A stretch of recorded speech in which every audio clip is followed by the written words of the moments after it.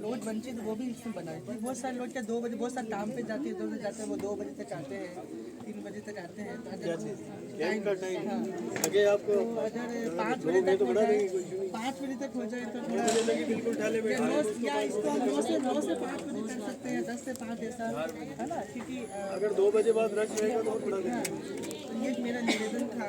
सब बहुत बहुत धन्यवाद। मैं इसी कड़ी में हमारे मधुरशील खुश मिजाज व्यक्तित्व के धनी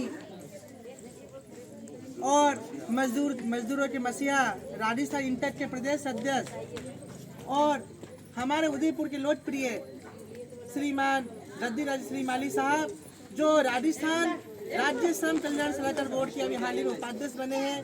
हमारे जन जन के लाडले माननीय मुख्यमंत्री जी ने उनको बनाया है, तो उनका मैं राज्य सरकार को माननीय मुख्यमंत्री धन्यवाद देता हूँ। और कि हमारे उदयपुर से उनको बनाया तो मजदूरों के लिए जो पीड़ा है, जो दर्द है, उसको समझकर उनकी समस्या निराकरण कर सके, ऐसी सच्चर हमारे बीच में है आदरणीय श्री माली साहब।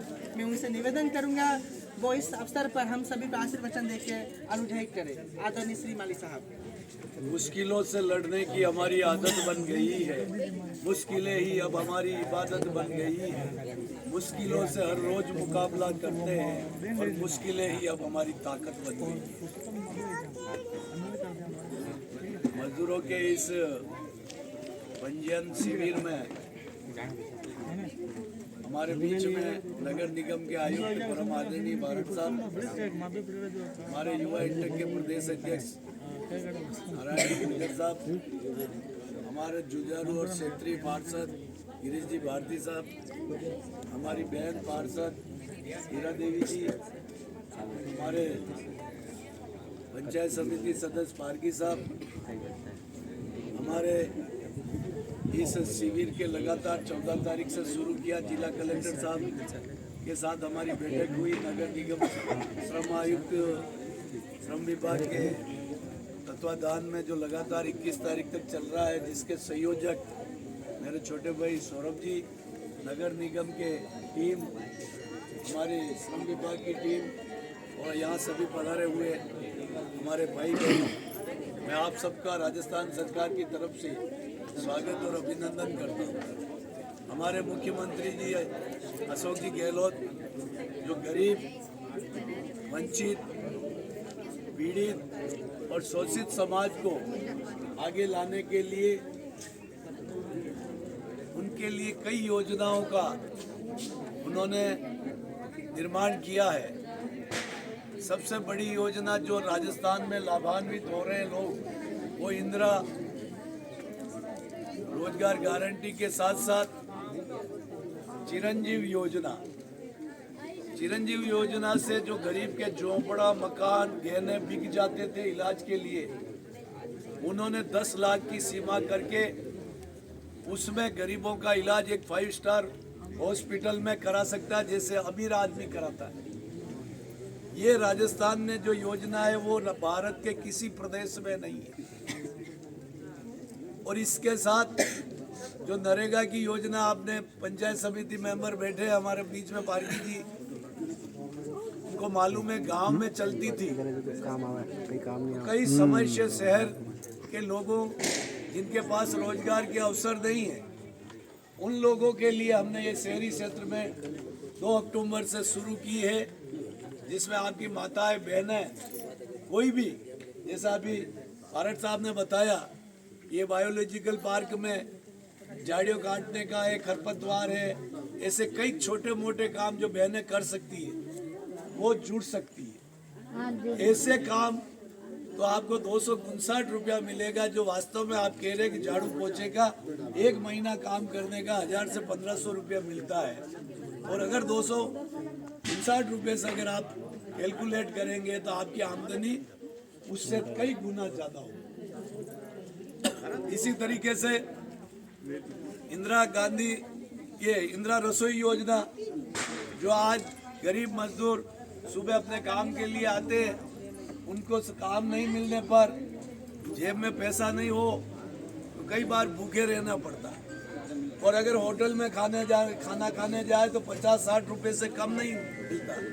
तो 8 रुपये में भरपेट खाना देने के लिए मुख्यमंत्री जी ने एक इस योजना का भी शुभारंभ किया है इंदिरा रसोई के नाम से। इसमें भी आप लोग जो घर पे साधन सुविधा नहीं है, जो बाहर से आके रह रहे हैं या जिनके पास बाहर होटल में खाना भी अच्छा है, स्वयं मुख्यमंत्री जी और हमने उस खाने को खा के देखा है।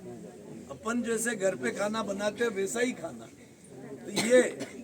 और तीसरा जो मैं आपको बता रहा था, एक भवन सनिर्माण कर्मकार मंडल जो POCW बोर्ड है, उसमें जन्म से मरण से मरण, प्रसूति, छात्रवृत्ति, काफी मकान ऐसी योजना है हमारे पास, जिसमें 34 कैटेगरी के मजदूर नींव खुदाई से लगाकर भवन कंप्लीट होकर रंग रोगन, फर्नीचर, इलेक्ट्रिक नल फिटिंग समेत मार्बल घिसई वाले टाइल्स लगाने, सब मजदूरों को उसमें हमने योजना का भागीदार बनाया।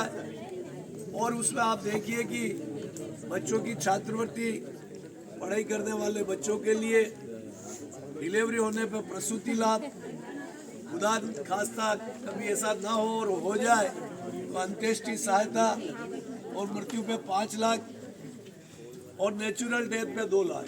ये सारी ऐसी योजना, मकान बनाने के लिए 3 लाख, ये योजना भी हमने बोर्ड से चालू है हमारी, लेकिन उसमें वही मजदूर जुड़ सकता है जो निर्माण श्रमिक में हो। मैं ई श्रम कार्ड जो हमारा भारत सरकार का, इसमें भी आप लोगों को अपना पंजीयन कराना है। इसमें भी आपको 2 लाख का बीमा उसमें लाभ उठा सकते हैं और आपका पूरा भारत का बायोडेटा बन रहा है डिटेल्स में उनका लिए कि कितने मजदूर कहाँ काम कर रहे हैं और किस कैटेगरी में कर रहे हैं। आने वाले समय में इसको पेंशन से जोड़ने की योजना है और पेंशन से भी इसको 60 साल के बाद पेंशन का लाभ देने का भारत सरकार की योजना है। तो मेरा आपसे इस मौके पे यही कहना चाहता हूँ कि उदयपुर जो कि पूरा आदिवासी अंचल के बीच में है और आदिवासी अंचल के लोग मुख्य आजीविका उनकी मजदूरी है, और मजदूरी करने के लिए जब वो शहर में आते हैं तो इन योजनाओं का लाभ उठाकर हमारे राजस्थान के यशस्वी मुख्यमंत्री अशोक जी गहलोत जो गरीबों के मसीहा है, जो आम आवाम जनता जनार्दन और जन जन के नायक है, ऐसे व्यक्ति ने जो बनी हुई योजना का ज़्यादा से ज़्यादा लाभ उठाए।